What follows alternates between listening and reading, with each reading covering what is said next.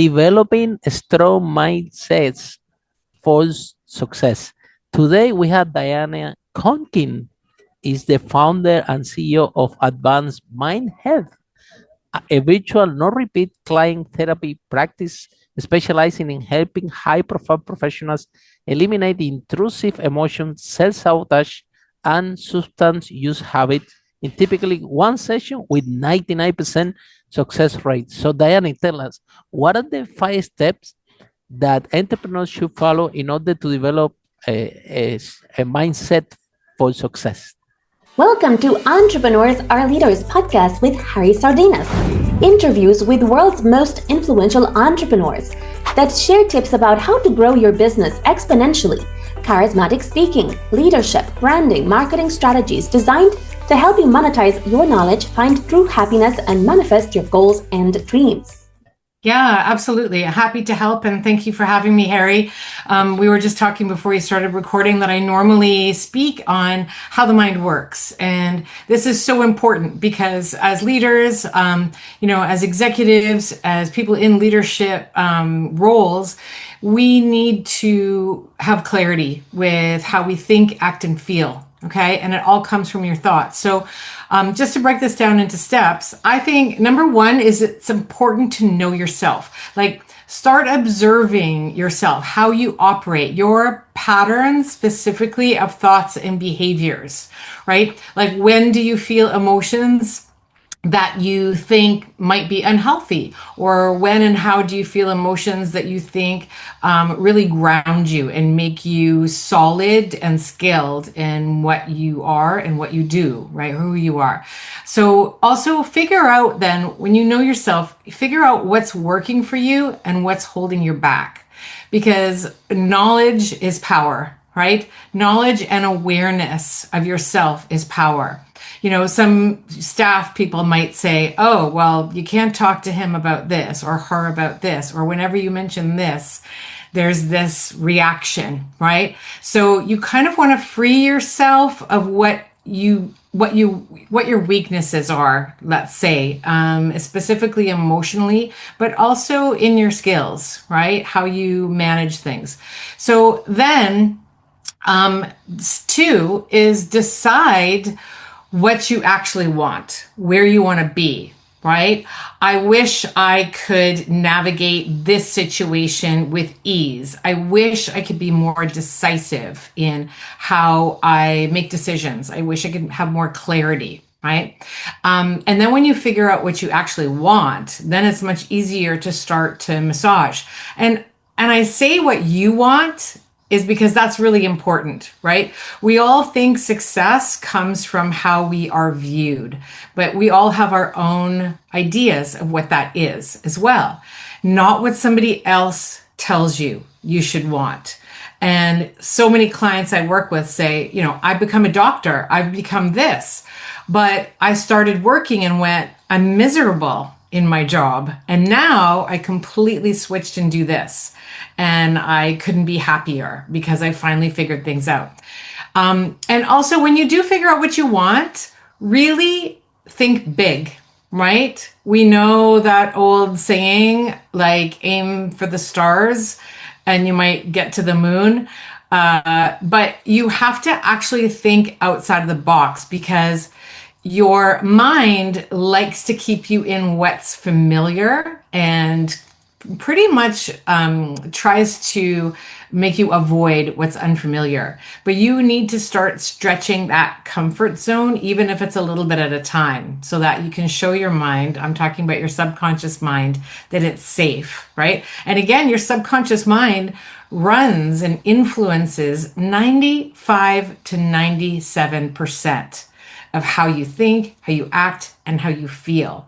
So I've worked with a lot of executives that are like, why can't I do this? I have this block. I want to move forward in scaling my business. But I just seem to procrastinate, and no matter what I do, right? But we all know willpower doesn't work.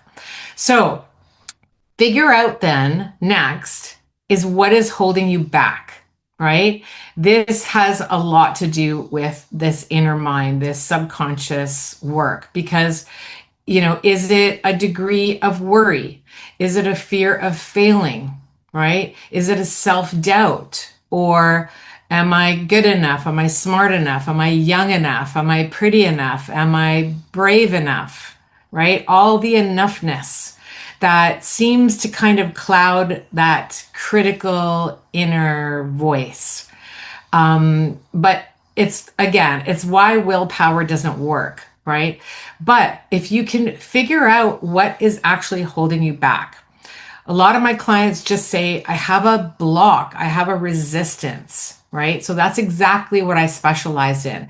Because when you figure out what it is and you start to question it, is that really the truth about me? Is that really the truth of what's going to happen? Or is it just something my subconscious mind is telling me in order to protect me? Is it holding back because the last time I did this thing or spoke on this stage, I felt uncomfortable? And so now my mind is telling me, yeah, don't do it, right? It puts that anxiety in your body and you're like, why am I even feeling this way? And when you figure this out, and then start to reframe it realistically, everything else becomes much easier. I call it best possible scenario, right? Our minds are telling us, if you try to do this, this is what's going to happen. And it gives you the worst possible scenario. I'm going to fail. I'm going to lose friends. People are going to criticize me, right? And the number one thing that our minds try to do is keep us away from rejection. It tries to protect us from rejection and crave connection. Why do you think public speaking is the number one fear in the world, right? People say, I'd rather be at my own funeral than Tell me get up. about, oh yeah. Absolutely. And we all have those fears that we overcome. And then we go, what was I so afraid of? So know that it's not you, it's these thoughts from your prehistoric mind, because man has evolved, but our minds still think we're living in the Stone Age and we can't explore that area of the jungle or it's a threat to our survival, right? And slowly, this kind of thinking, this new neuroscience is coming into mainstream. So if you are up on that science, then congratulations. But for those of you who are a bit more unfamiliar with it, know that you have tremendous power over your minds. And this is how we do this, right? We use the right language, right? So these are the tools we use. We use the right language. We attach positive emotion and visualizations into how you move through your day. When I started my business, of course, we have to learn all kinds of new tech platforms, right?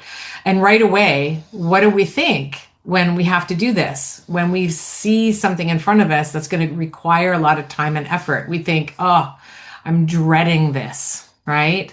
That I would rather die than go to that meeting, or I would rather, and then you wake up in the morning and you're so sick, you can't go to the meeting because your mind says, oh, it's that much of a threat to your survival. You said you would rather die than do this, then that's so much of a risk and we're going to make you sick. So you're not able to go, right? That's that stress, that level of stress that gets so high, it actually starts to give us physically sick symptoms for sure. So if you say to yourself, like when I first started doing podcasts, like 3-4 years ago, I was nervous for my first one, but then I was like, oh my gosh, I could feel the anxiety in my body. But I said, this is going to be so much fun. I'm excited to talk. I'm excited to share what I know. And I can't wait for this to happen. And I'm going to be so calm. Because I'm confident, I know what I'm talking about. You're doing amazing. What I do. And the more you say that to yourself, you feel the nervousness in your body just float away. Because don't forget, nervousness and excitement, or anxiety and excitement, right? Those kind of two different things. Our bodies can't really tell the difference. So if you tell it, this is where it's coming from, excitement and anticipation, and I can't wait for this, and it's going to feel amazing, right? Because another rule of the mind is it will drive you towards pleasure, right? And away from pain. So if it thinks that this, whatever you're planning, this goal is going to make you feel fantastic when you accomplish it, your mind is going to support you much more than it will sabotage you. Okay. And at the end, celebrate your wins, right? Tell yourself at the end of a day, I did a great job today. I really did this well. And I am proud of myself, right? Because we don't have a lot of people, or many of us, especially solopreneurs, that really tell us that on a daily basis. And so we have to be our own family, our own cheerleader, our own coach, right? And tell ourselves these things. Because when your mind hears that, it's like, oh, okay, it made you feel good. Well, tomorrow, just wait till we have in store. And then when you wake up, say to yourself, today is going to be a great day. I can't wait to see what happens because I'm bringing so many good things into my life, and feel it. And trust me, it works. It's the repetition. Your mind loves patterns, right? Some of us have old ones that we've outgrown that don't serve us anymore. And that's where this resistance and the blocks come from. But when you start to create new ones and that override those old ones, right? By speaking to your mind in the right way, self-talk is important. By visualizing, which you really want, which works, right? If you are nervous about going to an event, you can visualize yourself at that event with people around you, right? Listening, engaged in what you have to say, welcoming you, having smiles on their face, so that when you appear at the event, your mind goes, this is familiar. I've been here before, and it becomes much easier. So hopefully I tried to get through them as quick Brilliant. as I can. So the unconscious mind, the driving behavior, the main driver behavior that we have as human beings, right? Because even, for example, if you want to lose weight, right, you're very conscious, clear that you shouldn't be eating that you shouldn't be eating a lot, because otherwise, and you shouldn't be eating sweets, and you shouldn't be doing this. You're conscious that you know that you shouldn't do that because it's gonna keep you overweight. Yeah. Still there is a driving behavior underneath this layer of the unconscious mind that say, oh, just get one sweet, it's okay, you drop it tomorrow, have it. So how we and unfortunately always win the unconscious mind. If you smoke the same thing, right? All the smokers know that they should quit. All the smokers know that they shouldn't be smoking. I've been there. I used to smoke and I quit, and has been a very interesting process where you have to train your unconscious mind to change behavior. And so how about for people that want to grow their companies? How about the people that want to make more money, that have that ceiling, right? There are entrepreneurs. I also been there. I remember in my first company when we managed to sell over 5 million in my property business. But I remember that when I reached a ceiling of 250,000 turnover, I was stuck there 1 year, 2 years.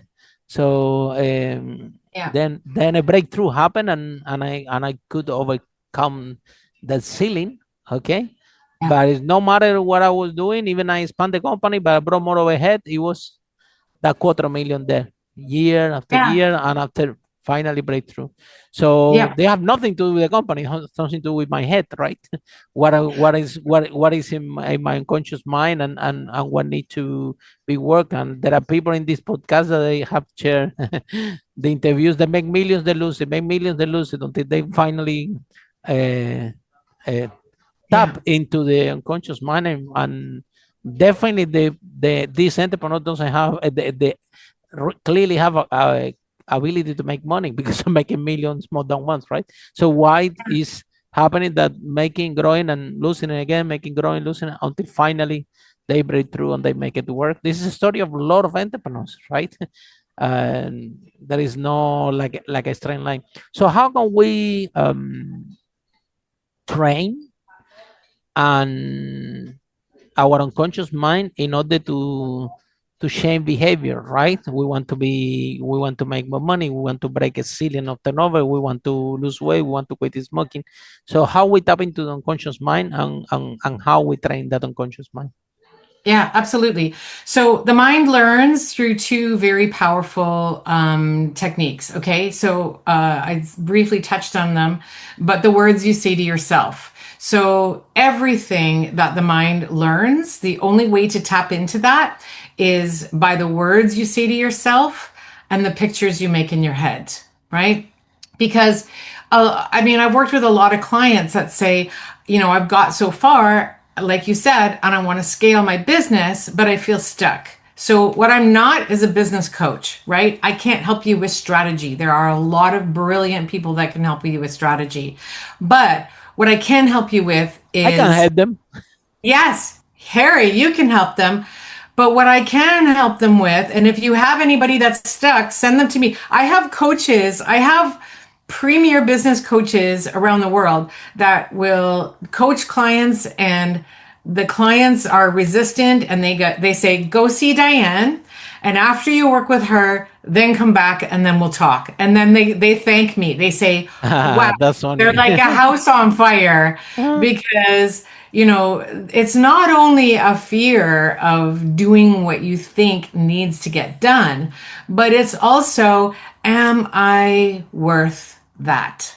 Right? Because you have to remember that confidence and self-worth are two very different things. Someone can have all the confidence in the world and stand head held high, be an expert, be able to communicate extremely well, be proud of what they know. But do they think they are worthy of pulling in all of this money? And I want to remind your listeners, Harry, that money is simply energy, right? A lot of people I work with have these thoughts of, imposter syndrome. Who am I to make this money, right? Who am I to bring in all of this? And then there's the guilt factor, right? But every single person is different, okay? The reason why they're there. It's important to understand, because if you don't know your root cause, it's going to be very, very difficult to overcome it on your own. Okay. But if you know that it's a fear and you know that you are worthy of it, also look at the patterns of your family or how you learned about money. What kind of beliefs did you form growing up? Because don't forget, Harry, our subconscious minds are formed mainly between the ages of 0 and 7. Right? This is where, as a child, we just observe everything. People who had alcoholic parents start to become or develop an addiction in their 20s. And, nobody is being an alcoholic when they're 5 years old, but live and learn, right? We absorb so deeply in our minds what our patterns are that we may not even know them. And my clients usually are shocked by what they discover and what connections they make. They're like, wow. I worked with a client who was making $100,000 a month. And she said that freaked her out. Her issue was she was making too much money, because as a child, anytime she had money, her siblings would steal it from her. She would be shamed for it. She would be put down by her circle of friends who were jealous and saw that person as a threat. Oh, so you're moving to that level now, right? Oh, well, then you don't belong in our group anymore. No, but it's a choice you've made for yourself, and if you're a philanthropist, you're going to help others. We all try to help others with part of the money that we make, right? But it's really, really looking at the root cause, your behaviors, where you learned about money. For me, I remember purchasing some candy when I was, I think, 4 or 5 with my allowance. And my mom, I'll never forget the look on her face. She was so disappointed. She said, that's not what we spend money on. We spend money on things we can use. So the next week, I went and bought myself, and this is how funny our minds work, because many of us have these memories that are just burned into our, into our minds. I could see the price tag of these white knee socks I bought for 83 cents. And I brought them to her, and she was so proud. And do you know, in 2012, I went to purchase a hot tub for myself for my back deck. And I felt so much anxiety in my body. And I realized that's the first time I have ever spent money on myself that was purely for my pleasure and my sort of therapeutic resting, whatever services, right? Whatever you want to call a spa. It's like an integral part of my health journey now. But I had such a hard time. And it wasn't until years later when I learned what I learned about the mind, when I figured that out. And I was like, oh my gosh, right?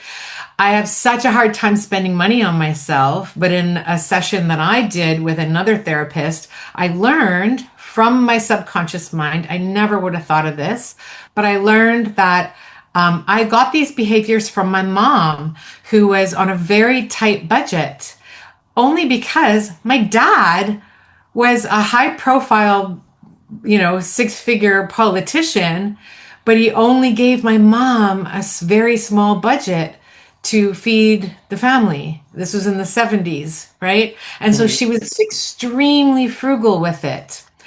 And then I realized in session, wait a minute. Yeah, my mom, I learned my spending habits from her. But my dad, who wasn't around very much because he was working and in meetings and all of the things that fathers do to support their families, he had no problem with buying all of his coworkers a steak dinner at the club after work and having a few scotches and going golfing every weekend and buying us snowmobiles and boats. But I'm like, yeah, I grew up in this gorgeous house with all these things, but I still had so much hard time spending money. So it's really about noticing where your learned behaviors came from. And then you start to reframe them. Because as soon as you discover that, you're like, wait a second. Maybe you were told you'll never make money. You'll never do this in life. All of the doubters, right? Sometimes it's our own family, our siblings who are jealous. You'll never do that. Yeah, right. Right. Or, oh, who are you going to become? And then you're made fun of for your dreams. So you really have to look at this realistically, right? Step out of this spinning pattern in your mind and kind of really consciously go, okay, what is going on here? And what can I tell myself in order to reframe that, right? I'm not 5 anymore. I can spend money on a treat if I want. I'm not this. I'm a grown person. I can bring in money. Money is simply an exchange of value. You're not taking it from someone else that might not have a chance to have it. There is tons of money around to go around the world for everyone that just wants to take the opportunity to tap into it for themselves. It's like love. You would never say, oh, there's so many people that love each other in this world. There's no more love for me. So I guess I'm going to be single the rest of my life, right? Mm-hmm. You would never say that. It's something that you can create. It's an energy that you can draw in, knowing that you are worthy of receiving it, knowing that your value, right? And this is a huge one, especially for women, that you have enough value in exchange for what you are asking for your services, right? So, confidence is key, because if you can't communicate that confidently, that's going to show, and you're not going to have that authenticity to you. So I hope that starts to dealing with success. In this broadcast, we talk a lot about or a lot of people talk about how to deal with failure, but very little people talks about how to deal with success. And there are stories in previous podcasts that that I have been broadcast, that it was one guy that he has a company, right? And he was offered to exit a lot of money, and he didn't want to sell it.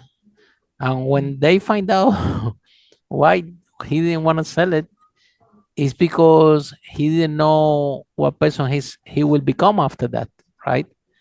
And you see, he was for a poor neighborhood or normal neighborhood, and he just was one of them. He just happened to own the company, but is one of the people Absolutely. person in the community. One Yeah.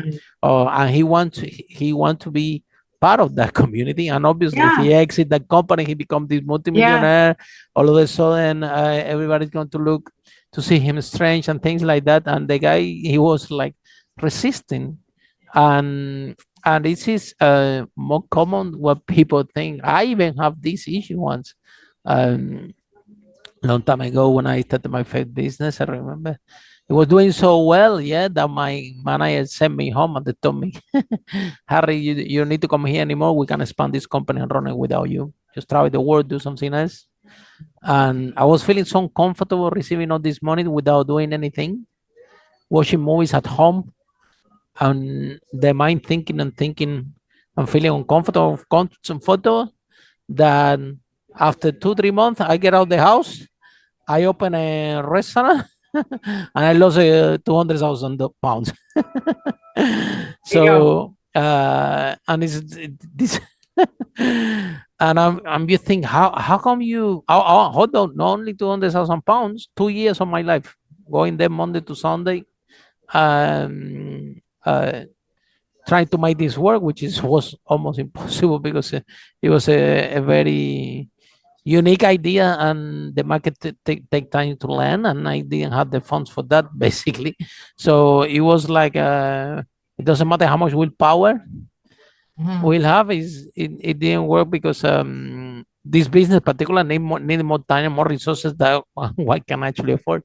So the point of the story is that uh, so I didn't know how to deal with success.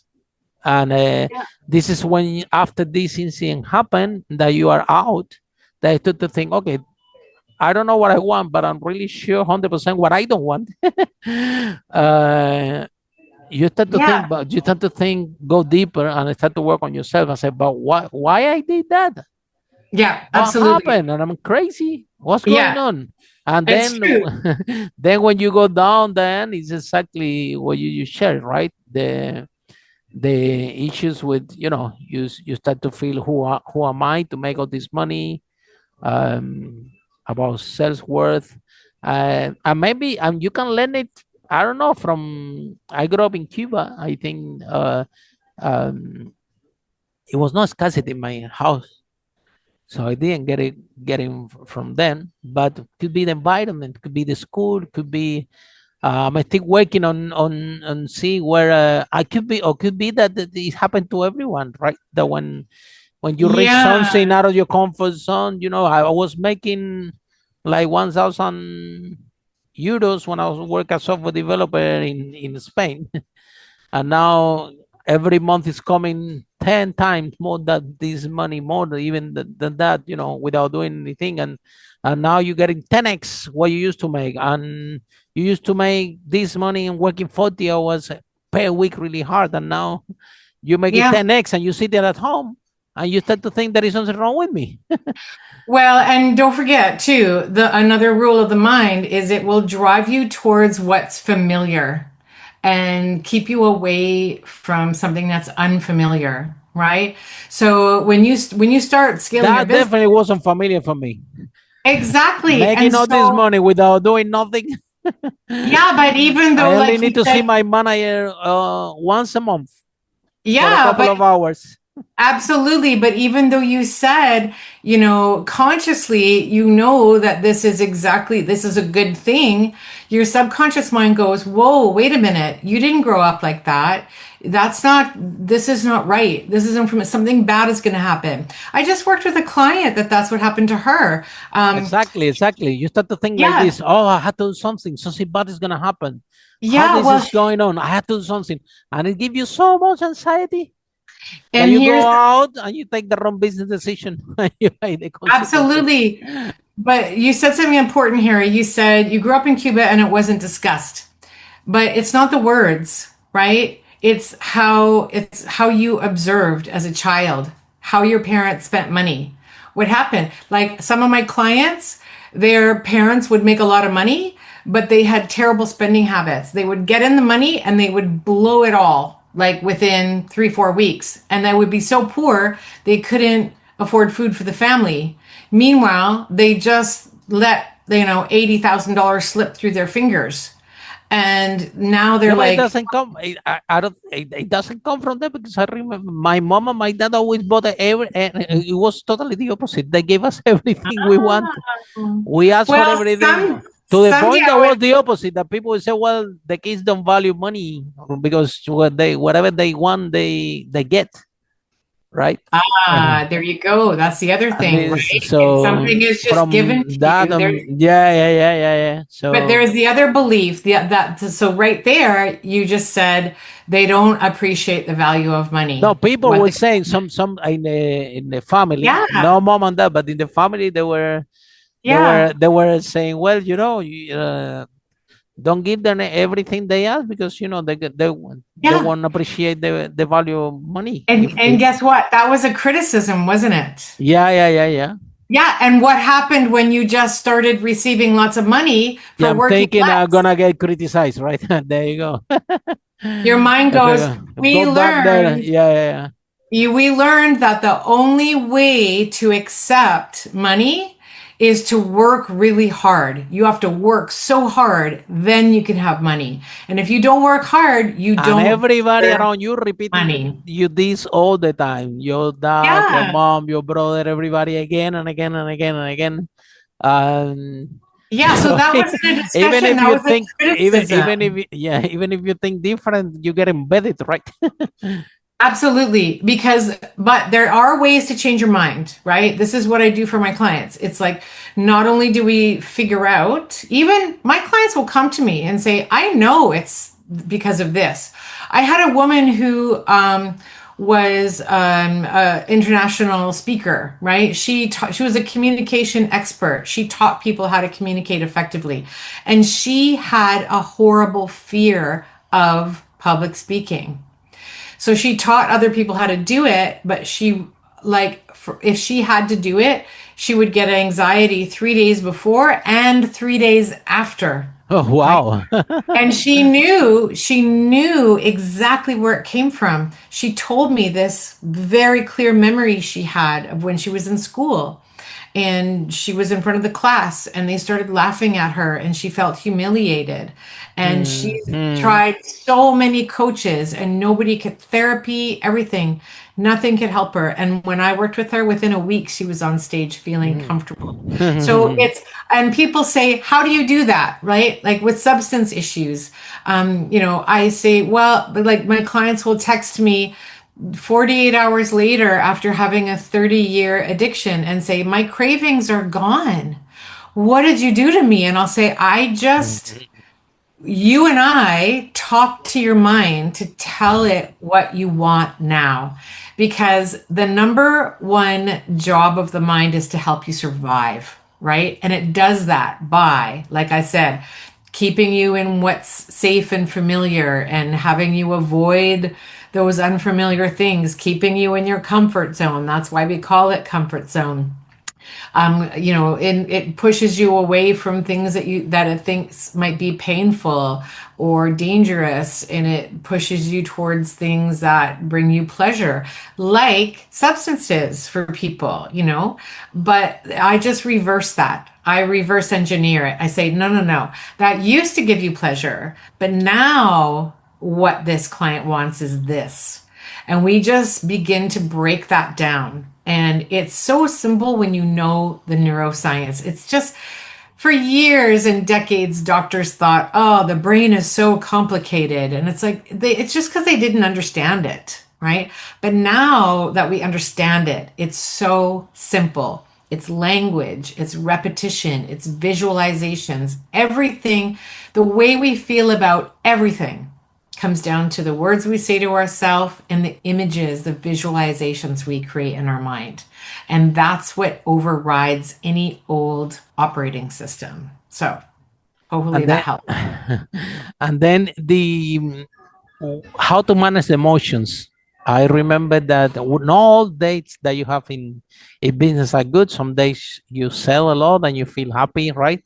But there are other days that, well, you're not the product is not selling. You need to pay the employees.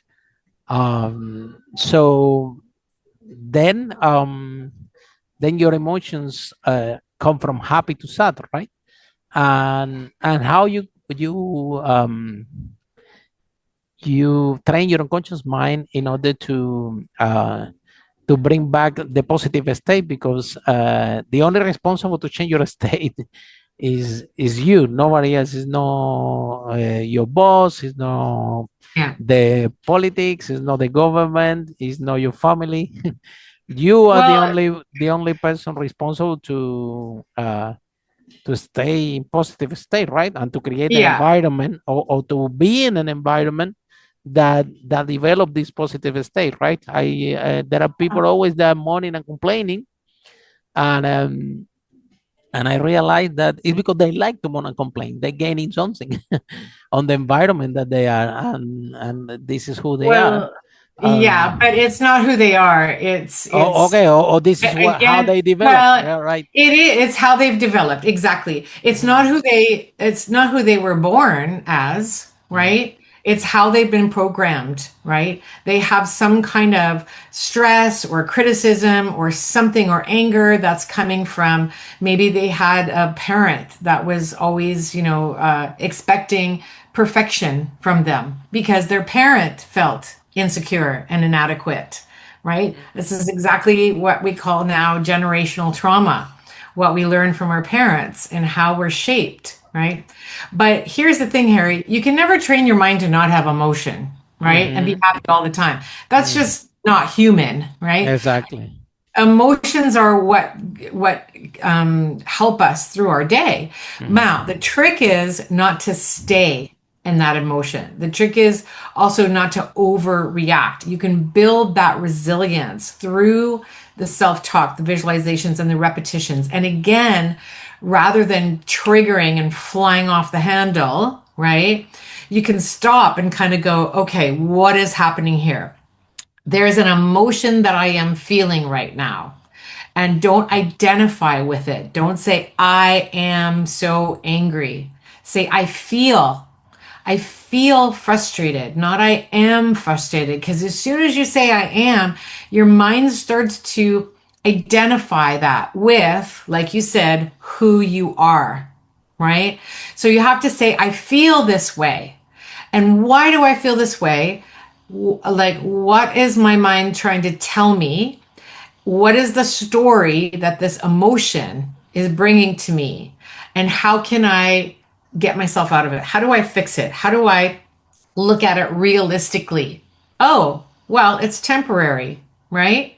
I know that I'm successful on certain days and I fail on other days, or my business fails, not I. Sorry. Because that's the other key thing is we have to separate ourselves from our business. If our business fails, that's not us failing. Okay. mhm, That's like saying if I go for a drive and I hit a red light, I failed because mhm, I wanted to hit every green light. mhm, You kind of see how ridiculous, but we also know the red light is going to change green if we sit there long enough, right? So we have to know that things are going to change, or figure out a strategy, like with yourself, like with a premium business coach, and not let your emotions cloud. Right? I don't want it to be raining when I'm sitting at a red light. I want to feel, okay, I'm at a red light. All right, let's think for a second. And when it turns green, we're going to keep going. So the trick is not to stay in that emotion. That's what the resilience is, right? Knowing how to talk yourself out of it, just simply through looking at something realistically. Telling yourself, okay, well, today I learned a lesson, and now like this emotion is coming to me to tell me this, and here's what my plan is. Now that this emotion came to me, here's what my next steps are going to be. And if you notice, as soon as you figure out why an emotion came to you and what to do about it, the emotion will begin to leave your body. But if you try to push it down and ignore it and go, screw that, I'm not going to think about that right now, I'm just going to keep driving forward, right? Which is a lot of what's happening in the world today. Can't stop, won't stop, gotta hustle, gotta keep working. And we all know that no, it's, work smarter, not harder. So when you start to sort of master that, you notice that you can lift yourself out of those moments, and like a leader or a manager, simply observe, what is the challenge here? What are my next steps? And the emotion starts to go away. So if someone is, it's absolutely. If someone is in love with our conversation, want to find out more about you, how people can find you, how this process works? Oh, absolutely. Well, my website is Advanced Mind Health, and I'm in Canada, so that's .ca, advancedmindhealth.ca. And they can look through my website, find out about me, learn about how I work. There's not lots of reading because I'm not a fan of super long messages. But, they can book a call with me through any one of the links. It'll take you through my calendar, and I'm happy to speak with you. Just to sort of share with you more questions. Even if somebody has questions about what they learned today, I'm happy to tell people, right, what's going on. And if they want to work with me, I explain how I work, and then they can make a decision. So it's very simple. Thank you so much, Diane. That's been amazing. And remember, everyone, anything that you want for your life, you can recreate starting on your mind, and you have your conscious and unconscious mind, and it's that unconscious mind who actually drive behavior, will make you succeed and take your business and your life to the next level. So thank you so much. Thank you so much, Diane. And for all of you following the broadcast, our next episode, how great entrepreneurs like Diane break that wall and made businesses that change the world. Bye for now. Follow us for more on charismatic speaking, leadership, exponential business growth, branding, marketing, strategies designed to help you monetize your knowledge, find true happiness, and manifest your goals and dreams.